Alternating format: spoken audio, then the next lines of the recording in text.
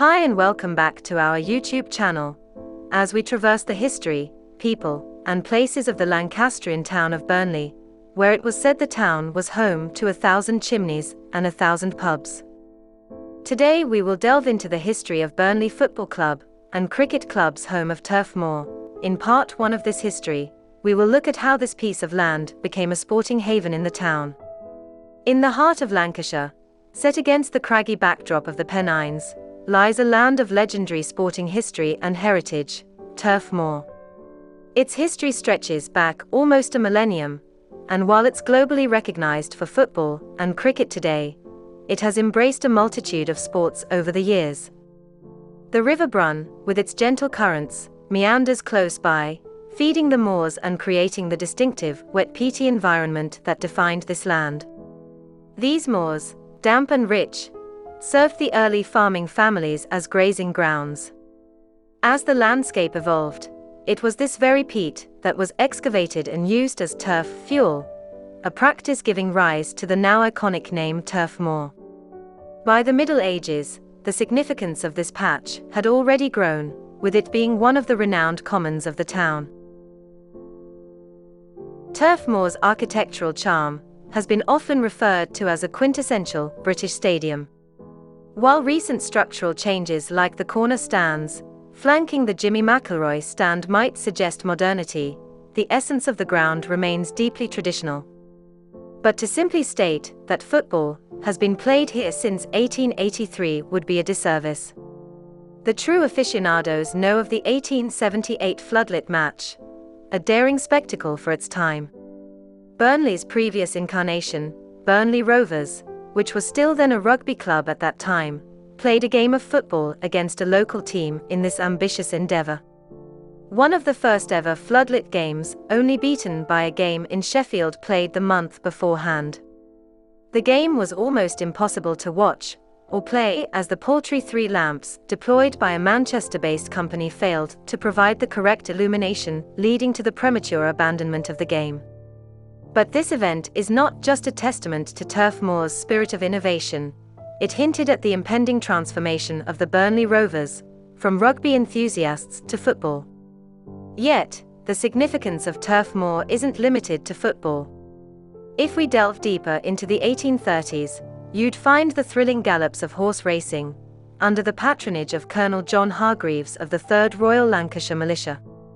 The officer had taken charge of the land after the 59th Regiment of Foot of the British Army had flattened the area for use as a rifle range. Via an intricate web of relationships, Colonel Hargreaves was then able to acquire a number of coal mines around the Turf Moor area, via his marriage to Charlotte Anne, of the Ormerod family, giving him control of a considerable area of land, which he used for horse racing. Upon his death in 1834, the mantle of responsibility passed to his son-in-law, Reverend William Thursby, who made a pivotal decision to halt horse racing on the moor, leading to its brief relocation to Glen View.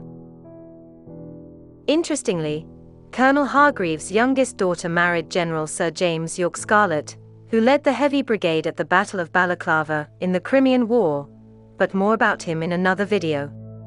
Reverend William Thursby's influence on Burnley wasn't just in sports. His benevolence is etched into the town's infrastructure. He donated heavily towards Victoria Hospital, which drew the admiration of royalty, and had Prince Albert visit the town for its grand opening. His largesse wasn't limited to healthcare. He donated land for the very first public park in Burnley, Queen's Park. His son, Sir James Thursby, followed suit, gifting the Bank Hall estate that blossomed into the beautiful Thompson Park. While the overarching narrative of Turf Moor is captivating, it's in the nuanced details that the true essence lies. Officers of the 3rd Royal Lancashire Militia and the 59th Regiment of Foot used the ground for sport even after the demise of horse racing and the land's transfer to Reverend Thorsby's keeping. They would play cricket, which was a growing sport at the time, as well as holding athletic pursuits like long-distance walking. They even had their own bowling green. In 1843, Burnley Cricket Club took up residence at Turf Moor. The club, which had a number of British Army officers already in their team, seemed a perfect fit, having been moved from several temporary homes previously. In the days when the cricket club laid claim to Turf Moor, the intricate web of roads we navigate today was barely nascent. Early cartographic representations of Burnley barely feature a Belvedere Road. However, by mid-19th century, a nondescript track in the vicinity was discernible, potentially leading to the secluded Ridge Bottom farm, juxtaposed against what would later emerge as Belvedere Road, adjacent to Thurston Street. The area wasn't barren of roads. It had its major arteries. Foremost among these was the present-day Yorkshire Street, evolving into Harry Potts Way, and further extending to Brunshaw Road.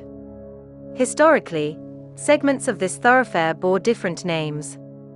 For instance, the stretch nearest to the culvert was christened Eastgate. In a recent nod to the town's rich football legacy, a section was rebranded Harry Potts Way, paying homage to the prodigious Burnley FC manager. This sprawling road was once a turnpike, with one of its milestones now embedded in the cricket ground's brick wall along Harry Potts Way, a restoration tribute by Burnley Civic Trust. In a fascinating twist to the name Turf Moor, beyond the allusions to peat cuttings, lies its possible equestrian roots. A turf traditionally signified a betting hub for horse races, making Turf Moor a member of an exclusive club of football grounds named after erstwhile sports. It shares this lineage with Derby County's baseball ground and Wrexham's racecourse.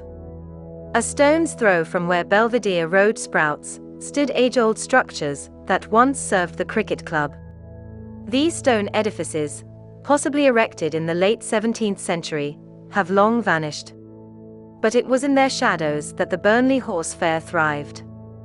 Intriguingly, the inaugural stretch of Belvedere Road and a segment of Temple Street were not originally conceived as roads. While Temple Street was birthed as a rope walk, where ropes were meticulously twisted, Belvedere Road's first steps saw horses galloping forth, showcased for potential buyers.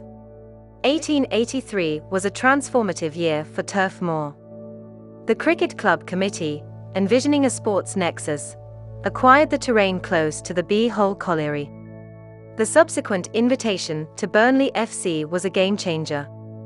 Burnley FC, previously grappling with frequent floods at Calder Vale, found solace in Turf Moor. Their first match here, however, was humbling.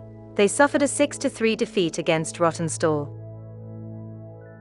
Today, Turf Moor is a blend of centuries-old tales and modern sporting prowess, echoing the chants of today and the whispers of yesteryears. Each blade of grass has a story, each stone has witnessed history, and every game is a new chapter in its illustrious book. Thank you for watching this video. Please like and subscribe for more content like this in the future.